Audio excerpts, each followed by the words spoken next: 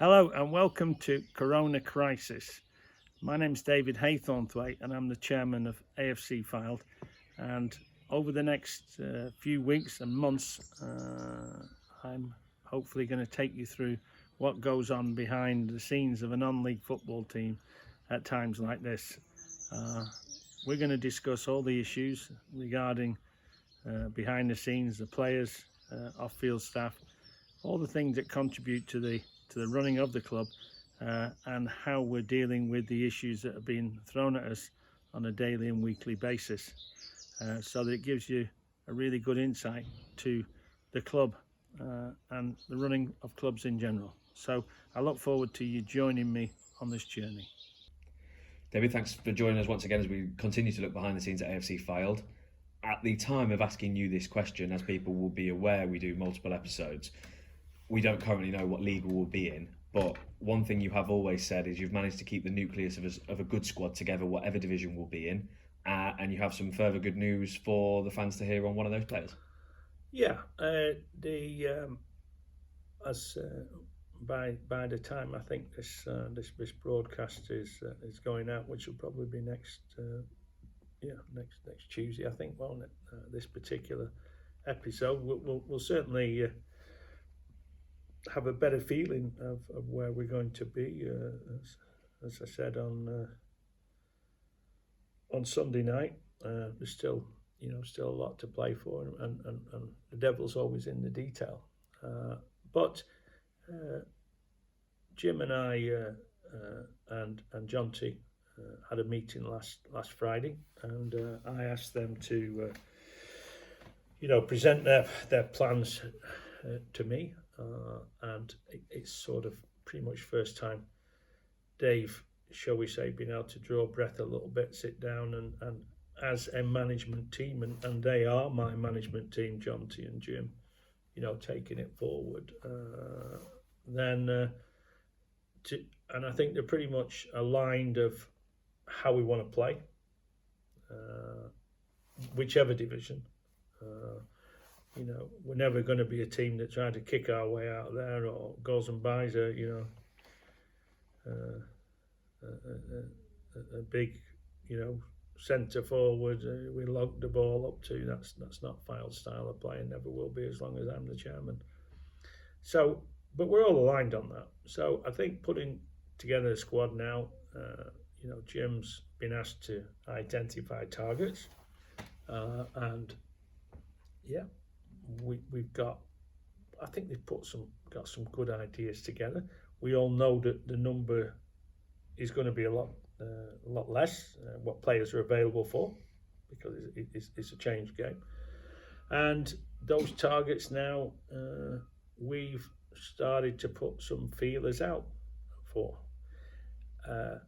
I've said to you before on a number of occasions that we're not going to sign any players up to contracts that are going to burden us, because we don't know when we're going to start.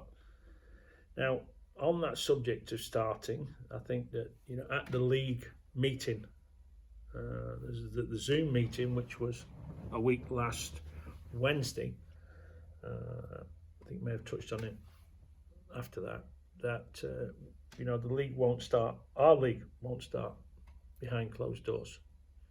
So that is still definitely not going to happen. Some people are talking about a September start. I'm not quite sure where that's come from, but there seems to be now some people talking about September start. I've always felt, with crowds, it's a November start.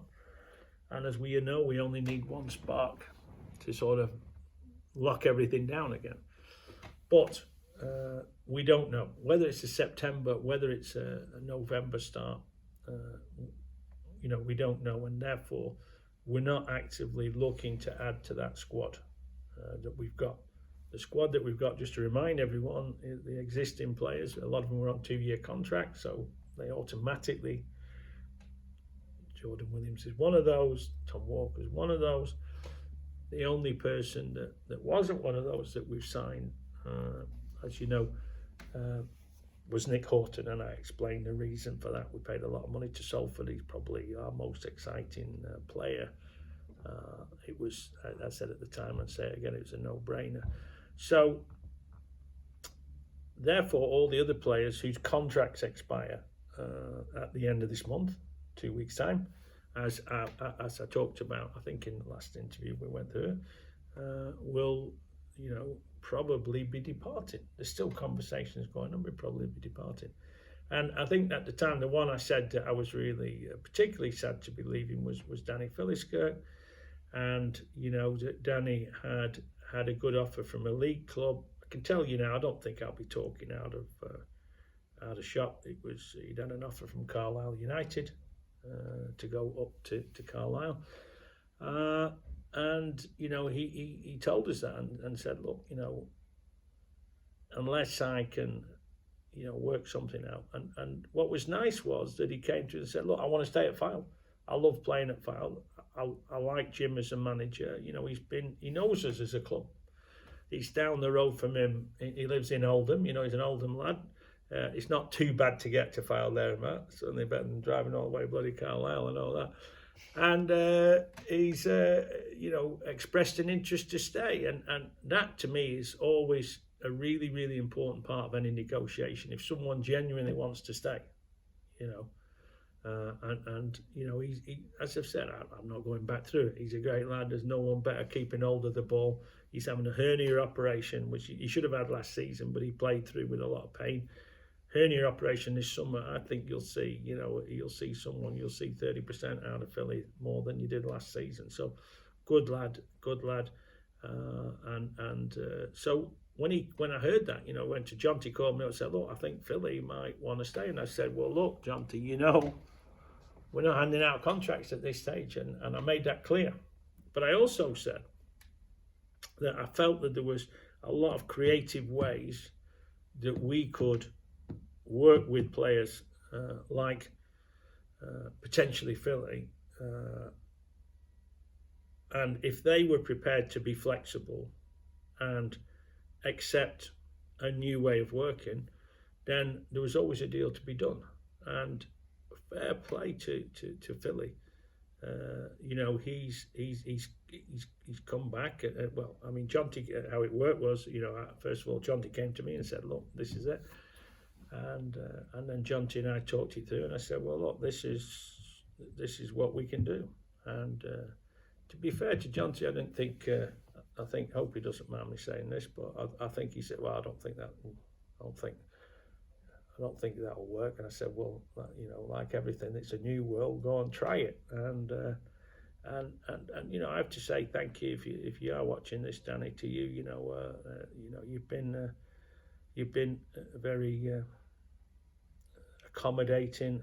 We actually, one of the things we did was to offer him a 2-year deal to give him that security. He's accepted, and I hope he doesn't mind me saying this, because I think all these things become public and knowledge, but he's accepted a deal at considerably less money than he was making in the past. It's still, by the way, a very good package. No, won't be exactly starving. I think it's where those new deals will be. I've mentioned that number. I'm not going to say it because it's very private, but it's where I thought they'd be. But critically, what he's agreed to do in our contract is he's agreed that he won't take that full wage that we're going to pay him until we start playing football. And that was that creativity, Adam, that I talked to you about previously. And he's embraced that and said, you know what, that works for me. Actually, I'm taking a considerable pay cut, but it's a 2-year deal. It gives me security. I don't have to drive to Carlisle, or I think he had to stay 2 nights away in Carlisle. He could have made more money, but by the time you weigh up the social consequences and all those things, the disruption, money isn't everything. As we all know, it isn't everything. So all that wrapped together meant that we're able to keep Danny, and I think the fans, I hope, like me, are absolutely delighted. I mean, you talking about 5 names you'd put on the team sheet straight away, and Danny Phillips would always be on my team sheet straight away. With a few others. So we managed to put that together, which is really great, and I'm sure hope everyone's happy. And if there are other situations come along where players who are our targets are prepared to work on the same or a similar basis to Danny, then we'll certainly look at them as well. I think it's important on that note. You've always said you're a great believer in the human aspect of it. Jim's always wanted to create the environment and likes the environment of, nice people in a good exactly. club and a positive. That shows Danny wants to be part of that environment as well. Yeah, I think it does. Like I say, that the most important thing for me of any negotiation, whether and I'm bringing people into my organisation on a daily basis, and I'm getting rid of people on a daily basis. That's how business is. But you always want to try and bring good people into your organisation, and you always want to get rid of the bad ones. I mean, if you're not doing that, then you're not running a company correctly, and you won't last very long.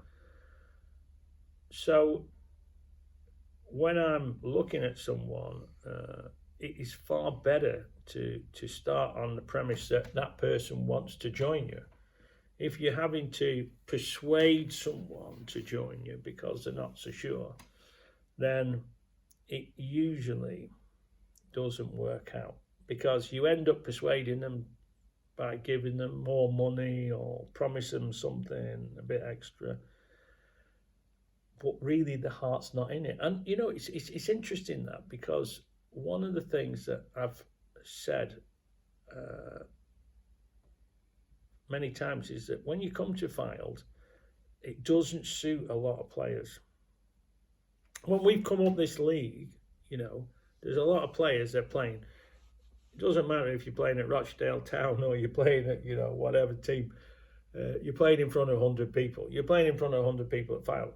But when you come to Fylde, you may have played at Stockport County or Port Vale, where you're playing 4,000 or 5,000 a week, and that's a totally different.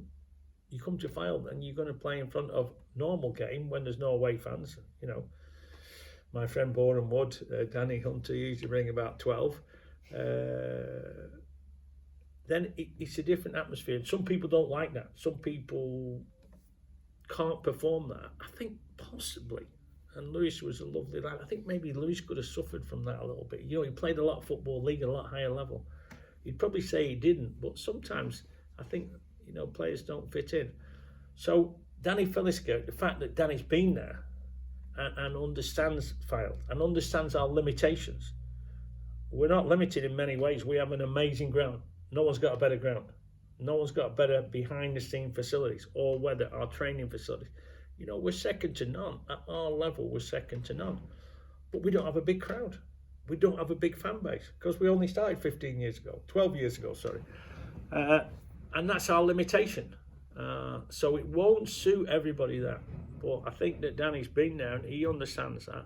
And he knows all the things, such as when we go away, if we're going to play in London, little things, but we always stay in a hotel. Not everybody does that, so we always stay in a hotel. We always do an overnight stop. We have an amazing coach. We look after everybody on the coach. We do a lot of things right, and he knows that. And the great thing for me is that he's been at a lot of other clubs, so he can compare that professionalism. That old saying, the grass is always greener on the other side. He's been on the other side, so I think he knows that his grass is quite green where he is at Fylde now. So it's encouraging, and I think also it sends a good message to other players as well, because when you get a professional, and he is a professional like Danny, committing himself and be prepared to take a pay cut and prepared to take some wage deferral, that is fantastic. And every credit to the guy, and again I want to thank him a lot, and Jonty for putting it together for us. I'd just like to end with a question. I think it's important that the academy get a mention. We're going to see two players come through and join the first team, whether they're in the 11 or just part of the group. I think it's really important to to say not only there must be some great work going on there coaching wise, but it shows a pathway for the local area. There's players like Danny who are more senior who will be able to help the younger players, and the younger players can also see the younger players coming through and aspire to something. Yeah. I mean, there's a few things that are happening, and one of the things hasn't been put together yet, but one of the things that we're doing is we want to try and keep continuity at Fylde. I mean, it may seem, well, you fired your manager, that's not continuity, but we did have him for 8 years, which is, he was the second longest serving manager, and we replaced him with the longest serving. So continuity is important. One of the great successes of Liverpool Football Club, if you read the history of it, was that continuity of Shankly to Fagan, Paisley. They managed to just do it through the same group working together for a long time, and then once that disappeared, they haven't won the league till this season. Manchester United probably never win it. Same thing happened after Ferguson. So continuity, trying to keep continuity, is really easy to talk about, very difficult to do, especially in football. But if you can get some continuity and you can get that core, shall we say, core bunch of players and backroom staff, everybody's important in that. The kit man's important in that, because they love the kit man. How many times do you hear him talking about the tea lady? How important the tea lady? I know when Jim Bentley came from Morecambe, the tea lady came every week for weeks. Just because she'd always talk to Jim every Saturday and she couldn't imagine not doing. So building that, overused word, that family club, and genuinely believing it and putting that together, all those things are fantastic. And part of that is, of course, bringing through young players. Now, again, it's such a difficult thing to do, because to break young players into a side that's winning, a manager doesn't want to change, so it doesn't matter if it's Chelsea or Fylde, whoever it is, the opportunity for young players to get in is always difficult. Sometimes they get in because of an injury, and then they just get that minute, and they're managing that 20 minutes or 15 minutes to prove themselves. Now, in the case of Sheldon, he's done fantastic. I think he had an appearance, didn't he, and set up the equaliser, you see, that got us to Wembley at Ramsbottom, set Bondi up, bottom iron corner last minute, and, kept us in it 5-5. So he has a little moment of glory there, but I don't think he's played again since. But last season, we put him out on loan at Bamber Bridge, and I think he almost won man of the match every game. So that's also great, working with the local clubs, where we can put them out and give them some real match football and get them used to being kicked up and kneed and punched, all those things that you get in real game, you don't get in practice. And so I think that's great. So that's another part of bringing that, bringing those players through, as we said we would do and try to do. So yeah, Academy has done pretty well in producing 2 players there. Thank you.